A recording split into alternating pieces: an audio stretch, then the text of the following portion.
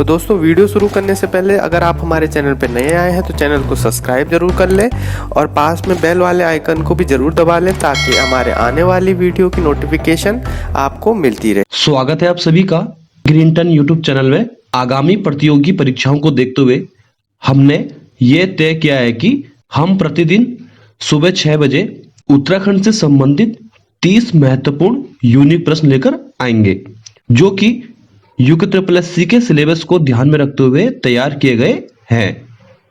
सभी दोस्तों को गुड मॉर्निंग और नमस्कार। यह Uttarakhand daily one liner quiz का सेट नंबर 22 है। तो चलिए दोस्तों शुरू करते हैं आज का क्विज। आज का पहला प्रश्न है, अल्मोड़ा में स्थित गोरखा न्यायालय के न्यायाधीश को क्या कहा जाता था? तो इसका सही उत्तर है विचारी। ठीक है, तो थोड़ा देख लेते हैं कि गोरखा राजवंश के बारे में। तो कुमाऊं में गोरखों का जो शासनकाल था 1790 से 1815 के बीच में था।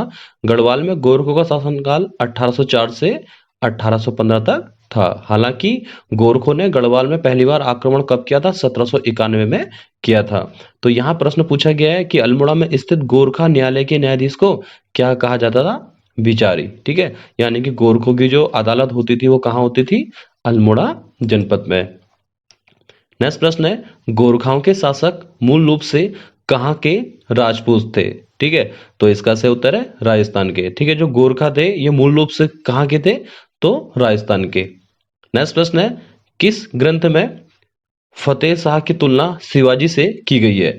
तो इसका सही उत्तर है छंदसार पिंगल। ठीक है, तो यहाँ पे थोड़ा देख लेते हैं फतेहपति शाह के बारे में। तो राजा फतेहपति शाह का शासनकाल गढ़वाल में 1664 से 1716 के बीच में था, यानी कि फतेहपति शाह को गढ़वाल का शिवाजी भी कहते हैं। ठीक है, तो यहाँ प्रश्न पूछा गया है कि किस ग्रंथ में फतेहपति शाह की तुलना शिवाजी से की गई है? तो छंदसार पिंगल में की गई है। तो यहाँ पे थोड़ा अलग प्रश्न बना लेते हैं कि छंदसार पिंगल पुस्तक किसकी है? तो मतीराम के द्वारा लिखी गई है। ठीक है, नेक्स्ट प्रश्न है, अल्मोड़ा अखबार का सरकारी रजिस्ट्रेशन नंबर क्या था? तो इसका सही उत्तर है 10। ठीक है, जो अल्मोड़ा अखबार है तो अल्मोड़ा अखबार का सरकारी रजिस्ट्रेशन नंबर क्या था? तो 10 था। ठीक है, जो अंग्रेजी भाषा का था पाइनियर, तो पाइनियर की जो संख्या है वो 1 है। नेक्स्ट प्रश्न है, होली पर किया जाने वाला खिचड़ी नृत्य किस जनजाति से संबंधित है? तो इसका सही उत्तर है थारू। तो थारू जनजाति में होली पर कौन सा नृत्य किया जाता है? तो खिचड़ी नृत्य किया जाता है। ठीक है, नेक्स्ट प्रश्न है, जागेश्वर मंदिर किस नदी के किनारे स्थित है? तो ये प्रश्न सीजपाल 2017, जब सीजपाल का पेपर हुआ था वर्ष 2017 में, तो वहां प्रश्न पूछा गया था कि जागेश्वर मंदिर किस नदी के तट पर स्थित है? तो उसका सही उत्तर है जटागंगा नदी के तट पर। ठीक है, तो जागेश्वर मंदिर के बारे में थोड़ा देख लेते हैं। जागेश्वर मंदिर जो है आपका अल्मोड़ा जनपद के अंतर्गत आता है। तो जागेश्वर मंदिर जटागंगा नदी के तट पर स्थित है और जटागंगा नदी का जो उद्गम स्थल होता है वो कहां से होता है? कुंजाखोली नामक स्थान से। ठीक है, और जागेश्वर मंदिर जो है 2 पर्वतों के बीच में स्थित है, डारू और टंकड़। ठीक है, और जागेश्वर मंदिर का प्राचीन नाम क्या है? डारू का वन। नेक्स्ट प्रश्न है, राज्य में सबला योजना कब से आरंभ की गई है? तो इसका सही उत्तर है 19 नवंबर 2010। ठीक है, और राज्य सरकार के द्वारा तिलाड़ी सम्मान कब से दे रहा है? 2006 से। और यहाँ प्रश्न पूछा गया है कि राज्य में सबला योजना कब से आरंभ की गई? तो 19 नवंबर 2010 से। नेक्स्ट प्रश्न है, पिंडर और नंदाग्नि नदी के मध्य का क्षेत्र कहलाता है?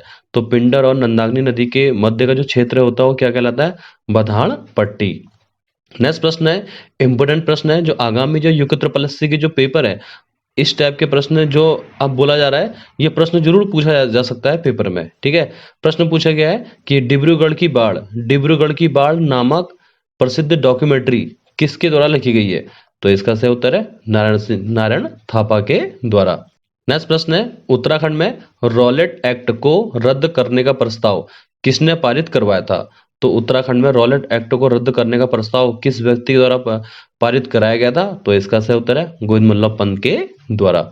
नेक्स्ट प्रश्न है, लोहारी नागपाला परियोजना कहाँ स्थित है? ठीक है, जो लोहारी नागपाला परियोजना है वो किस जनपद में स्थित है? तो उत्तरकाशी जनपद में है। और उत्तरकाशी जनपद की स्थापना 24 फरवरी 1960 को की गई थी। नेक्स्ट प्रश्न है, खगमरा किले का निर्माण किस शासक ने करवाया था? ठीक है, जो खगमरा किला है इसका निर्माण किस चंद राजा के द्वारा किया गया था? तो इसका सही उत्तर है राजा भीष्मचंद्र के द्वारा। ठीक है, तो राजा भीष्मचंद्र ने अल्मोड़ा में खगमरा किले का निर्माण किया था। नेक्स्ट प्रश्न है, कैलाश मानसरोवर यात्रा की शुरुआत की गई थी। ठीक है, तो कैलाश मानसरोवर यात्रा की जो शुरुआत हुई थी 1981 से की गई थी। और जो कैलाश मानसरोवर यात्रा होती है वो कितने दिन की होती है? तो 40 दिन की होती है। कौन कौन से प्रश्न बन सकते हैं पेपर में कि कैलाश मानसरोवर यात्रा की शुरुआत किस वर्ष से की गई थी? तो 1981 से की गई थी। और कितने दिन तक होती है यह यात्रा? 40 दिन की। ठीक है, और आदि कैलाश यात्रा की शुरुआत पूछेगा योग कि आदि कैलाश यात्रा की शुरुआत कब से की गई थी? तो 1990 से की गई थी।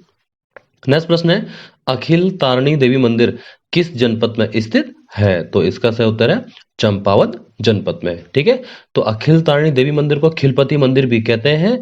तो यह किस जनपद में है? चंपावत जनपद में। ठीक है, तो चंपावत में एड़ी बालकृष्ण मेला भी लगता है, आपका मानेसर मेला भी लगता है।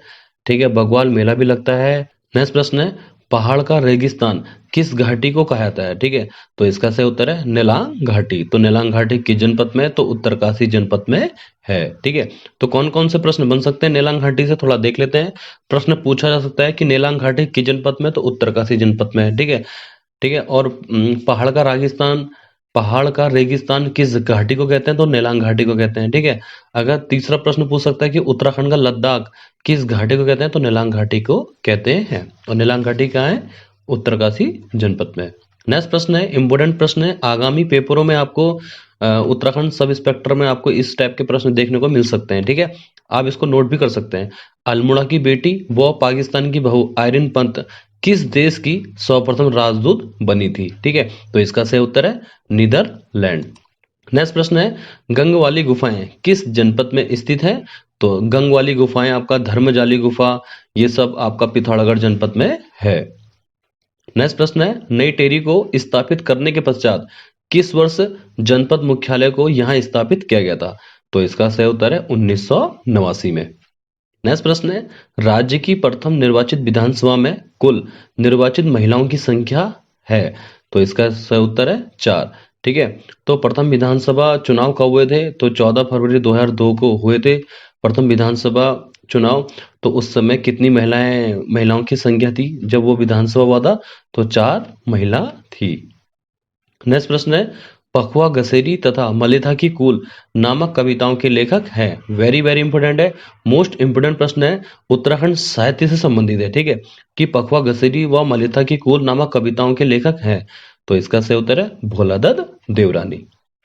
नेक्स्ट प्रश्न है, हाथी पर्वत की ऊंचाई है? तो हाथी पर्वत, इससे पहले कनिष्ठ सहायक के पेपर में जब युगत्र पलसी ने पूछा था कि हाथी पर्वत को एलिफेंट पिंक भी कहते हैं। ठीक है, तो हाथी पर्वत को एलिफेंट पिंक भी कहते हैं। तो हाथी पर्वत की ऊंचाई कितनी है? 6727 मीटर है। और हाथी पर्वत किस जनपद में है? चमोली जनपद में है। थोड़ा पर्वतों के बारे में देख लेते हैं यहाँ पे रिवीजन के तौर पर।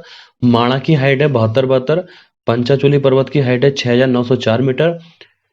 मुकुट पर्वत की हाइट है 7242 मीटर। केदारनाथ धाम की ऊंचाई है 6968 मीटर। कामेट की हाइट है 7756 मीटर। नीलकंठ पर्वत की हाइट है 6597 मीटर। ठीक है, तो इस टाइप के जो पर्वत है आपको आने वाले जो आगामी पेपर है आपको वहां पर्वत से संबंधित एक प्रश्न जरूर पूछा जाएगा। नेक्स्ट प्रश्न है, चंपावत में स्थित नागनाथ मंदिर का निर्माण किस चंद राजा के द्वारा किया गया था? तो इसका सही उत्तर है कीर्ति चंद के द्वारा। ठीक है, तो कौन कौन से प्रश्न बन सकते हैं आगामी पेपरों में थोड़ा देख लेते हैं कि नागनाथ का, चंपावत का सबसे प्राचीन मंदिर कौन सा है? तो नागनाथ का प्राचीन मंदिर है। ठीक है, दूसरी बात यह है कि नागनाथ का सबसे प्राचीन मंदिर किस जनपद में है? तो चंपावत जनपद में है। ठीक है, अच्छा, अब प्रश्न पूछा जा सकता है कि जो चंपावत में जो सबसे प्राचीन मंदिर है नागनाथ का मंदिर, इसका निर्माण किस चंद राजा के द्वारा किया गया था? तो कीर्तिचंद के द्वारा किया गया था। ठीक है, तो कीर्तिचंद है जिन्होंने सबसे पहले गढ़वाल में आक्रमण किया था। और इन्होंने 1491 में महत्वपूर्ण पवार शासक अजयपाल को इन्होंने 1491 में हराया था। ठीक है, नेक्स्ट प्रश्न है, अलकनंदा नदी की कुल लंबाई है? तो अलकनंदा नदी की जो कुल लंबाई है आपकी कितनी है? 195 किलोमीटर। और अलकनंदा नदी का जो उद्गम स्थल है वो कहां से है? सतोपत ग्लेशियर चमोली से। ठीक है, और सतोपत ग्लेशियर पर आत्महत्या पर प्रतिबंध लगाने वाला एकमात्र कमिश्नर कौन था? तो जॉर्ज विलियम ट्रेल था। नेक्स्ट प्रश्न है, किस कमिश्नर के द्वारा राज्य की भूमि की सर्वप्रथम वैज्ञानिक पद्धति पर विभाजित किया गया है? तो इसका सही उत्तर है विकेट के द्वारा। नेक्स्ट प्रश्न है, तीजन बाई किसका उपनाम है? तो तीजन बाई किसका उपनाम है? तो इसका सही उत्तर है कपूत्री देवी का। नेक्स्ट प्रश्न है, हिंदी साहित्य से संबंधित है कि एक इंच मुस्कान किसकी रचना है? तो एक इंच मुस्कान किसकी रचना है? तो इसका सही उत्तर है मन्नू भंडारी। ठीक है, तो मन्नू भंडारी की एक पुस्तक और है, यही सच है, जो यूके ट्रिपल एससी में प्रीवियस पेपरों में यही सच है पुस्तक पूछी गई थी। नेक्स्ट प्रश्न है, वेरी वेरी इंपोर्टेंट है कि राज्य में शीत ऋतु को स्थानीय भाषा में क्या कहा जाता है? तो इसका सही उत्तर है ह्युंद। ठीक है, तो राज्य में शीत ऋतु को स्थानीय भाषा में क्या कहते हैं? तो ह्युंद कहते हैं। नेक्स्ट प्रश्न है, बद्रीदत्त पांडे को कुमाऊं केसरी की उपाधि किस आंदोलन में दी गई थी? तो इसका सही उत्तर है कुली बिगार आंदोलन में। ठीक है, तो बद्रीदत्त पांडे जिन्हें कुमाऊं केसरी के नाम से जाना जाता था। ठीक है, तो बद्रीदत्त पांडे ने कुमाऊं का इतिहास कब लिखी थी? 1937 में लिखी थी। और बद्रीदत्त पांडे को कुमाऊं केसरी की जो उपाधि है वो किस आंदोलन में दी गई थी? तो इसका सही उत्तर है कुली बिगार आंदोलन में। नेक्स्ट प्रश्न है, वेरी वेरी इंपोर्टेंट है कि किस पवार शासक ने टिहरी में लोक निर्माण विभाग पीडब्ल्यूडी की स्थापना की थी? तो इसका सही उत्तर है राजा कीर्ति शाह के द्वारा। ठीक है, तो राजा कीर्ति शाह का पवार वंश में शासनकाल कब से कब तक था? 1886 से 1913 के बीच में राजा कीर्ति शाह का कार्यकाल था।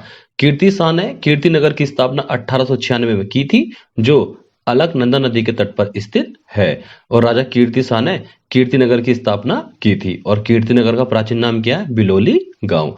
और कीर्ति शाह ने अपने शासनकाल में लोक निर्माण विभाग यानी कि पीडब्ल्यूडी की स्थापना की थी। आज का अंतिम प्रश्न है, ठीक है, बड़ा महत्वपूर्ण प्रश्न है कि उत्पासु जल विद्युत परियोजना किस नदी पर स्थित है? तो इसका सही उत्तर है अलकनंदा नदी पर। ठीक है, तो कौन कौन से प्रश्न बन सकते हैं आगामी पेपरों में, थोड़ा देख लेते हैं कि उत्पासु जल विद्युत परियोजना किस जनपद में है? तो पौड़ी गढ़वाल में है। और किस नदी के तट पर स्थित है? तो अलकनंदा नदी के तट पर स्थित है। तो चलिए दोस्तों, मिलते हैं नेक्स्ट वीडियो में नए 30 यूनिक प्रश्नों के साथ कल सुबह 6 बजे। आज के लिए इतना ही। वीडियो अगर पसंद आए तो वीडियो को लाइक एंड शेयर भी कीजिएगा और हमारे YouTube चैनल को सब्सक्राइब भी कर दीजिएगा। तो जय हिंद, जय भारत।